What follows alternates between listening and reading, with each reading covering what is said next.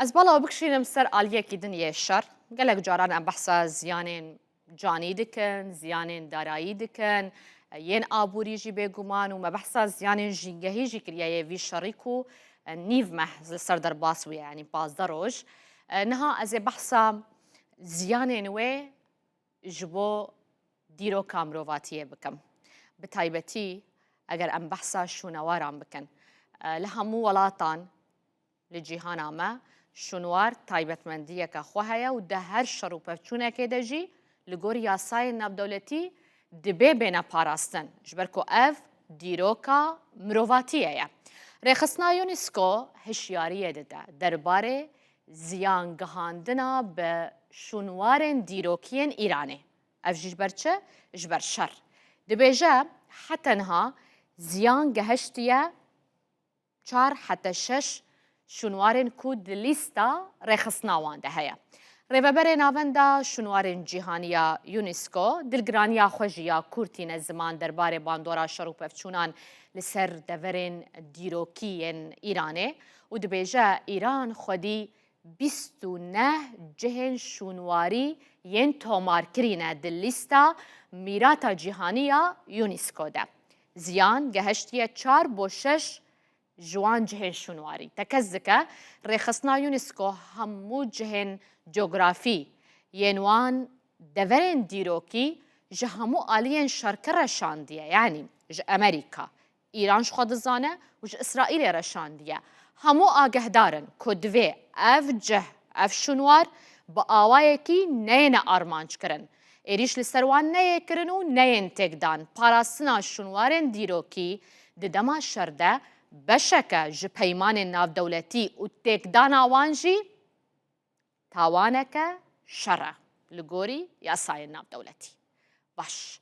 Niha ew cihên ku rastî ziyanan hatine ji ber êrîşan em ê bi hev re bibînin û em ê bizanin ka çi cihên şûnwarî ye û çi taybetmendiya xwe heye.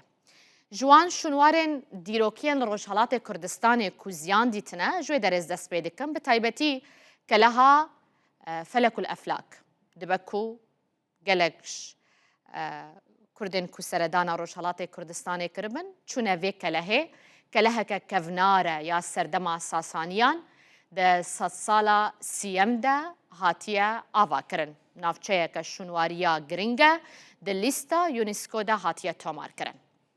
Navçeyeke din ew jî her li Rojhilatê Kurdistanê li Loristanê ye navçeyên şûnwariyê geliyê Xurm-Awe. Ew jî navçeyeke giring e ya şûnwarî dîroka mirovatiyê bo 63,000 sal berî niha vedgerîne. Ev cihên şûnwarî ne ku li pişmin hûn dibînin li Loristana Rojhilatê Kurdistanê.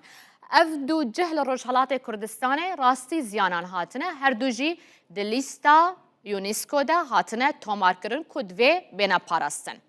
Şûnwarên dîrokiyên din jî hene li Îranê li parêzgehên din ku ziyan dîtine. Bi taybetî Koşka Gulistan. Yek ji cihên navdar sembolên herî kevn û navdariyê Tehranê ye.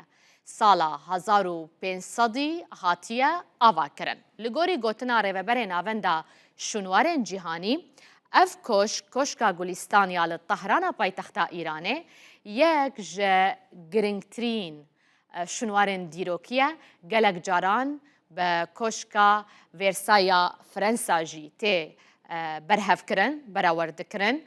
Di nava wan cihan de ye ku ziyan dîtiye koşkeke gelekî bedewe, gelekî xweşke û salane hejmareke zêde ji geştiyaran berê xwe din Koşka Gulistan.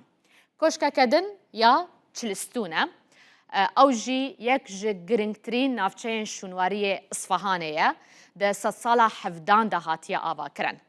Roja çarşemê 11 adarê çend dîmenên vîdyoyî hatin belavkirin ku wêraniyeke mezin li nava Koşka Çilistûnê nîşan didin. Ku gelek caran weke gewhera Isfahanê jî têb navkirin ew qasî xweşik e û bala geştyaran jî dikişîne. Di vîdyoyan de diyar dibe ku perçeyên mûşekan li hundirê koşkê belav bûne. Her wiha ziyan gehiştiye beşek ji ban û pêkhateya wê ya dîrokî ji xwe İsmaîl Beqayî berdevkê Wezareta Derve ya Îranê jî gotibû Koşka چلستون یک جه آواهین هری دیار یه صفویان بویا جبر ایریشن هفشن امریکا و اسرائیل زیان دیتیا وی هروها آمجا بویا یکی دا کو اف کشک نتنه ملک ایرانیه لی بشک جمیراتا چاندیا هفشیا مرواتیه نه امریکا و نه اسرائیل لسروان گوتنین بقایی داخیانی حتی نها ندانه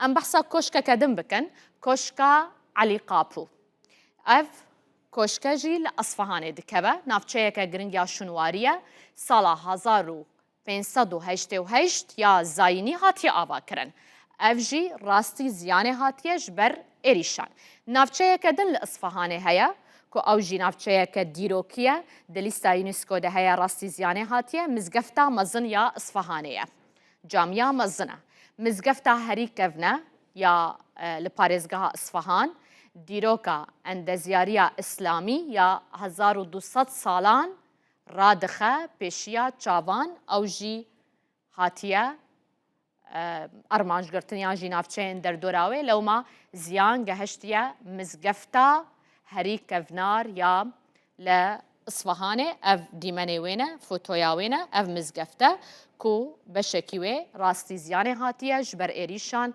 جبر شر و پفچونان واته ریجه هری زیده یا وان جهن شونواری کود انجام شر 15 روزان ده زیان دیتیه پرانیاوان لپارزگاه اصفهانه یا ایران دکول گل دو جهن شونواری لروشهلات کردستانه